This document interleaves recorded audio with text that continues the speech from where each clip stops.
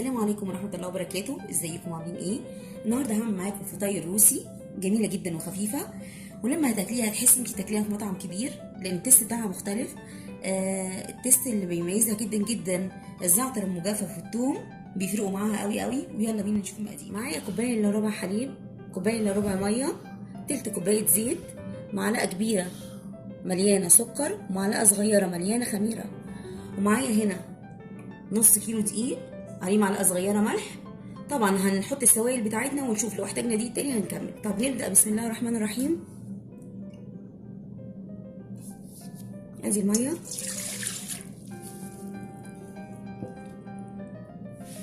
الحليب، خميره والسكر،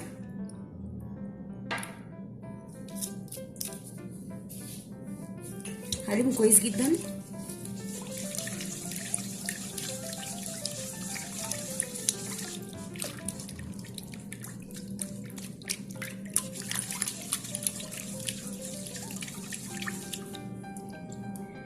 الزيت معايا زي ما قلت تلت كوبايه، انا مش هاخدهم كلهم، هوريكم هاخد قد ايه.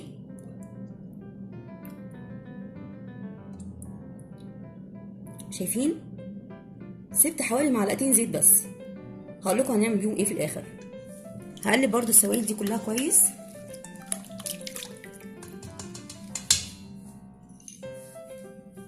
بما اني هاخد طبعا كميه الدقيق دي قلبت فيها الملح عشان انا ممكن احتاج اكتر منها ومش هتبقى منها حاجه. هنزل بالدقيق. بسم الله الرحمن الرحيم.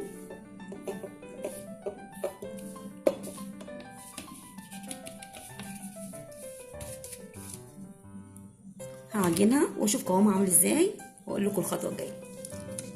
زي ما احنا شايفين خدمت العجينه كويس جدا. انا بالنسبه لي زودت معلقتين دقيق بالظبط. انتي اهم حاجه عجينتك تلم معاكي، وفي الاواخر حسيتي انها بتلزق قوي زودي معلقه دقيق معلقه دقيق. هي خدت مني معلقتين. طيب انا كده خدمتها كويس جدا. الخطوه الجايه هعمل ايه؟ شويه الزيت اللي كانوا معايا هحط منهم حوالي معلقه، والمعلقه التانيه هحط في البوله اللي هحط فيها العجينه عشان احط تحت وفوق العجينه. طيب هخدم تاني عجينتي كويس جدا ونشوف قوامها عامل ازاي. خدمت العجينه كويس جدا زي ما احنا شايفين. شايفين قد ايه ناعمه.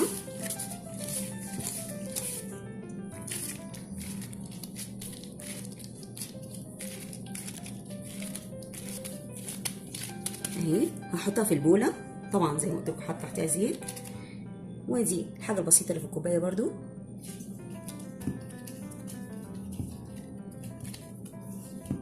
واغطيها واسيبها ساعه تخمر ولحد يعني يضاعف حجمها ونشتغل مع بعض. اثناء ما العجينه بتاعتي بتخمر انا هجهز الحشوه. معايا هنا جبنه موتزاريلا، جبنه شيدر مبشوره، ده بصل اخضر مقطعه قطع صغيره مع فلفل احمر حار. حابه استغني عن الفلفل براحتك. دي بيضايه حط عليها ملح وفلفل عادي جدا. اجي هنا ادي الجبنه دي الموتزاريلا،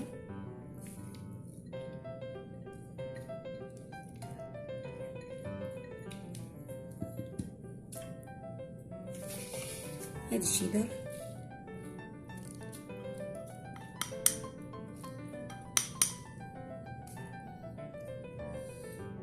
بصل،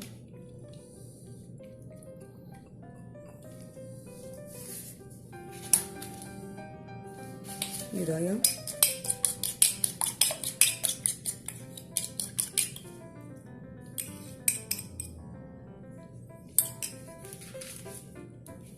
هقلب الخليط كويس جدا. ودي الخلطه اللي هحشي بيها الفطاير بتاعتي. خلاص كده العجينه خمرت. بسم الله زي ما احنا شايفين.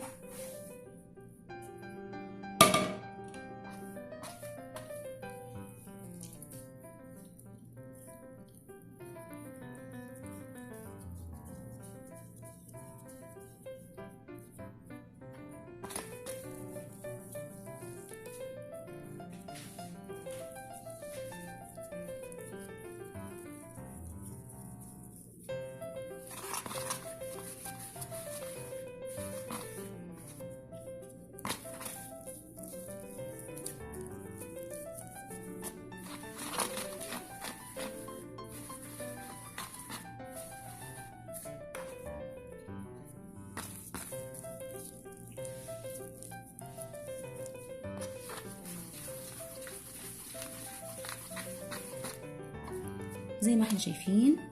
هقطع عجينتي كلها بالشكل ده ونفس الحجم، وهسيبهم 10 دقايق يرتاحوا ونكمل شغل مع بعض. بعد ما العجينه ريحت هبدا اشتغل بسم الله. حطيت رشه دقيق خفيفه جدا وافرد المردنه.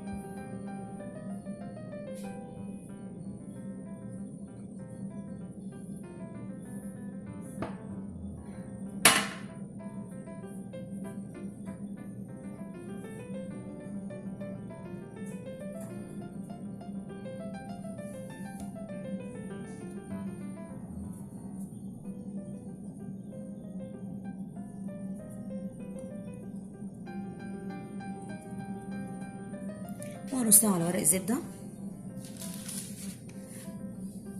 هعمل معاك واحدة كمان. رشة دقيق خفيفة خالص ورش دقيق كتير. بسم الله.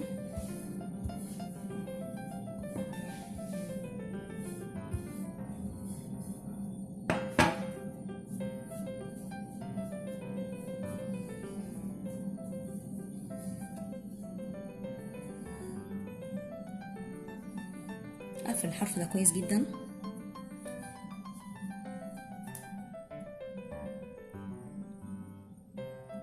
ضغطة خفيفة. هخلص الكمية كلها ونشوف الخطوة الجاية. خلاص مباشرة بعد ما عملته بالشكل ده هعمل ايه؟ هجيب سكينة حامية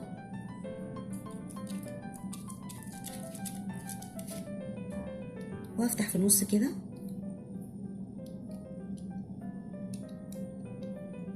بالشكل ده.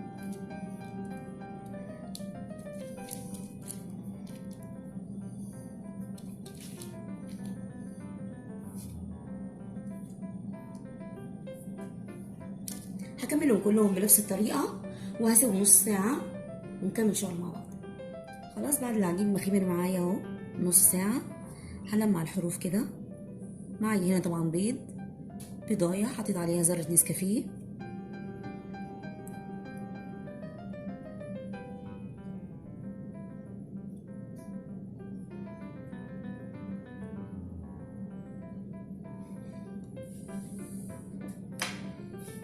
وهحط سمسم على الحرف.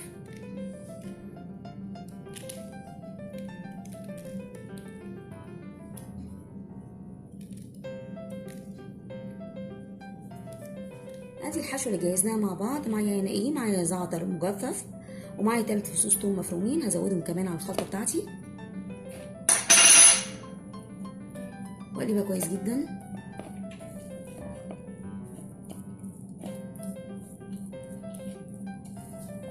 خلاص كده.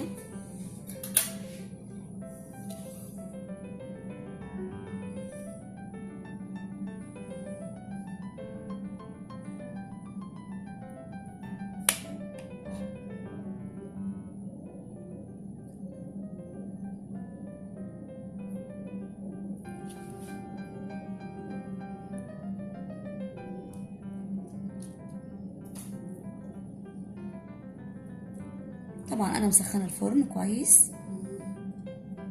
هدخلهم الفرن على درجه 180 درجه ونشوف الشكل النهائي مع بعض.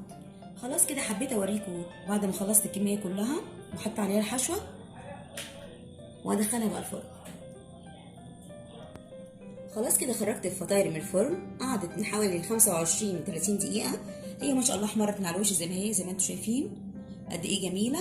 هغطيها واسيبها حوالي 10 دقايق تهدى خالص عشان تفضل طريه ومظبوطه ونقدمها مع بعض. خلاص كده بعد الفطاير ما هديت رصيتها عشان نقدمها زي ما احنا شايفين قد ايه جميله وخفيفه. طريقه جديده من الفطاير الروسيه زي ما احنا شايفين جميله جدا. وتست الجبنه مع الزعتر مع الثوم مديها يا جماعه فرق شاسع مع البصل. يعني الحشوه حشوتها رهيبه قوي وطعمها مميز مختلفه. يعني لما تيجي تاكليها تحسي ان هي حاجه مختلفه. شايفين الجبنه قد ايه جميله.